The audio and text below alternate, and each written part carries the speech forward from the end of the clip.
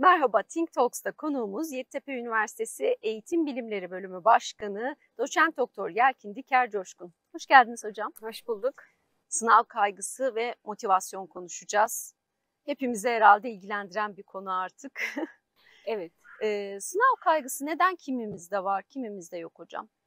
Sınav kaygısı, aslında sınav kaygısının altında yatan etmenler duygularımız. Duygularımızın altında da tabii kendi zihinsel, bilişsel şemalarımız yatıyor. Her bireyin kendine özgü zihinsel yapısı var. Kendine özgü duyguları var. O yüzden yaşadığımız kaygılar, kaygılanma biçimlerimiz, kaygılanma düzeylerimiz de kişiden kişiye farklılık gösteriyor ve bu çok doğal bir durum. Herkes aynı duyguları, aynı düşünceleri yaşarsa çok sıkıcı bir yaşam olurdu diye düşünüyorum. Kaygılar yaşamın aslına bakarsanız vazgeçilmez bir parçası. Yani duygular çünkü yaşamın vazgeçilmez parçası. Sadece yönetilemeyen kaygılar, yaşamı olumsuz etkileyen kaygılar, yaşama katılımı olumsuz etkileyen kaygılar aslına bakarsanız bizi endişelendiriyor. Ancak onları da kaygıları yönetebilme becerisi kazanarak üstesinden gelmeye çalışıyoruz. Hocam yani tamamen karakteristik bir özellik mi? Hani çünkü aileler kimi zaman kendilerini de suçluyorlar. Hani çok sınav kaygısı var. Hani benim yaptığım bir yanlış buna sebebiyet verdi gibi. O halde aslında birazcık karakterimizle ilgili mi? Şimdi kaygılar dediğim gibi biraz önce söylediğim gibi duygular yatıyor kaygılarımızın altında. Duygular da etkileşimlerle oluşuyor. Bireysel özelliklerin yanı sıra çevresel faktörler, biyolojik faktörler de bu duyguların oluşmasında çok etkili. Şimdi aileler kendilerini tabii ki ebeveynlik kendisini her zaman önce kendine bakarak, değerlendirerek işte ben neyi eksik yaptım, neyi fazla yaptım duygusu işte düşüncesiyle ilişkili ama kaygılar, duygular tek başına kişinin oluşturduğu şeyler olmuyor. Etkileşimlerle oluyor. Kişilik özelliklerimiz de bu etkileşimlerimizin bizde bıraktığı izleri belirliyor. O yüzden hani evet ebeveynler, aileler bu konuda biz ne yaptık, neyi yanlış yaptık, neyi doğru yapıyoruz bu konuda bir değerlendirme yapmaları olumlu bir şey. Ama her şey ailenin etkisiyle olmuyor. Her şey bireyin de etkisiyle olmuyor. Aile, birey, toplum, kültür, içinde yaşanılan kültür. Bunların hepsi aslına bakarsanız kaygılarımızı, çünkü duygularımızı etkileyen etmenler oluyor.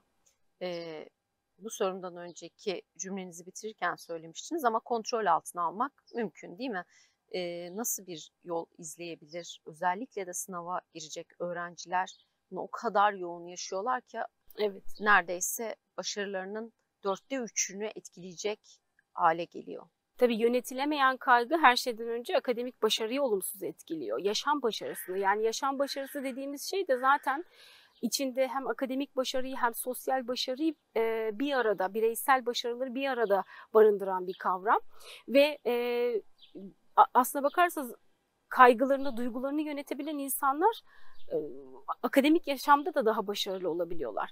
Hiç kaygısız değil bu insanlar da. Elbette ki kaygıları var ve biz özellikle akademik başarıda orta düzey kaygının başarıyı olumlu yönde etkilediğini biliriz. Literatür bize bunu söyler. Gerçekten de başarılı öğrencileri, akademik anlamda başarılı öğrencilere baktığımızda sınavla ilgili, derslerle ilgili kaygıları olan ancak bu kaygılarını yönetebilen ve kaygılarını yönetme biçimlerini de kendi kendine öğrenebilen öğrenciler olduğunu görüyoruz. Peki bunu nasıl öğreniyorlar? Aslına bakarsanız bu okul öncesi dönemden başlıyor. Yani evde ebeveynle oluşturulmuş olan etkileşimle başlayıp daha sonra ilkokul, ortaokul, lise böyle devam ediyor ve bu kaygıyı, daha doğrusu duyguları yönetme becerisini kazanmış oluyor. Peki ailelerin desteği elbette çok önemli ki birçok aile de artık hani hemen bu konuda danışmanlık alma yönünde de karar alıyor. Ailenin nasıl bir desteği olabilir? Nasıl bir pozisyon alması gerekir? Şimdi eğer gerçekten çok ciddi anlamda sınav kaygısı yaşayan bir öğrenci ise bu öğrencinin sınav kaygısının altında yatan duyguları anlamak gerekiyor.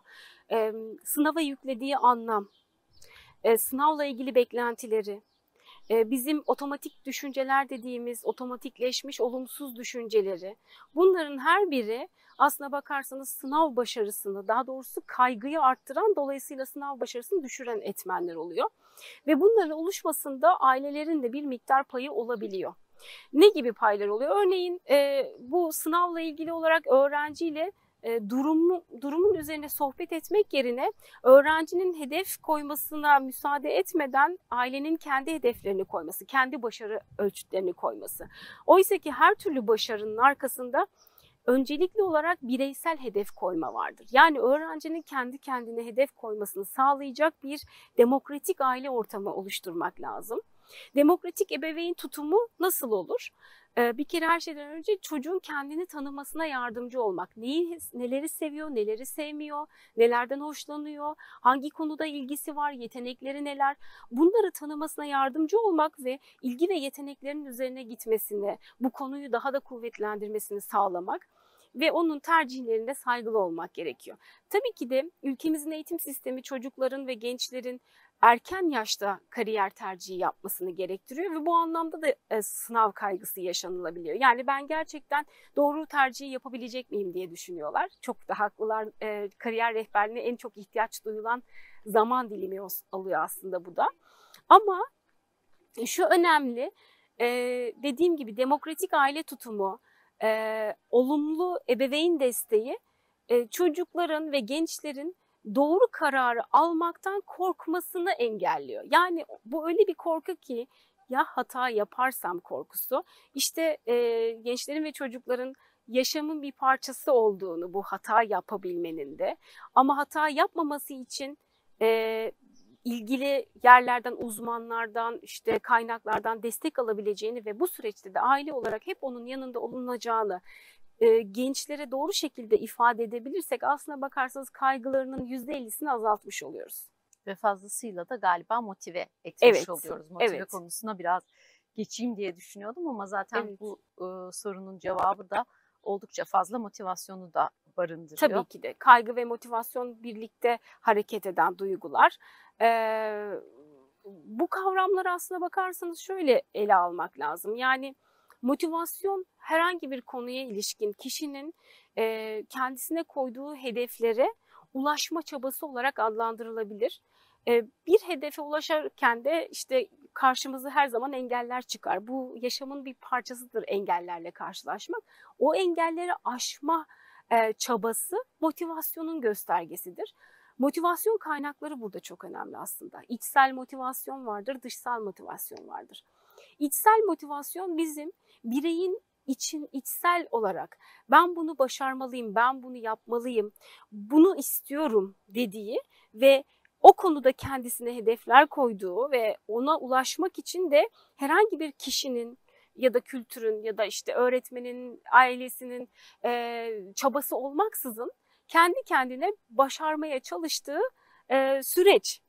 Dışsal motivasyonsa daha çok bizim eğitim sistemimizde daha çok gördüğümüz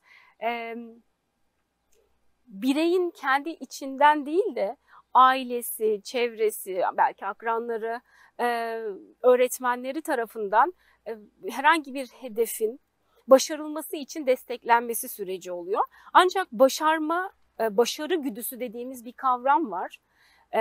Başarı güdüsü öyle bir kavram ki içinde hem içsel hem dışsal motivasyonu barındıran ve bir konuda başarılı olmak için illaki işte içsel motivasyona ya da illaki dışsal motivasyona sahip olmalıyız diye bir ölçüt de yok. Bunların ikisi bir arada da çalışabiliyor. Yapılmış olan araştırmalar bize şunu gösteriyor. İçsel motivasyona sahip olan bireyler aldıkları kararlarla ilgili olarak pişmanlık duymuyorlar.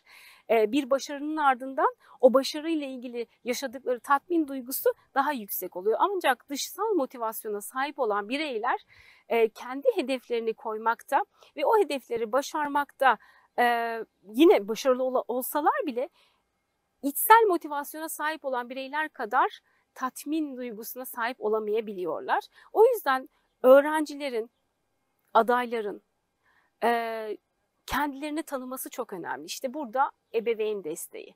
Biraz önce de bahsettiğim gibi ilgi ve yeteneklerinin farkında olan, kendini gerçekleştirme potansiyelinin varlığını bilen çocuk ve gençler yetiştirirsek eğer motivasyonlarını da kendi çabalarıyla yükseltebileceklerini düşünüyorum. Evet.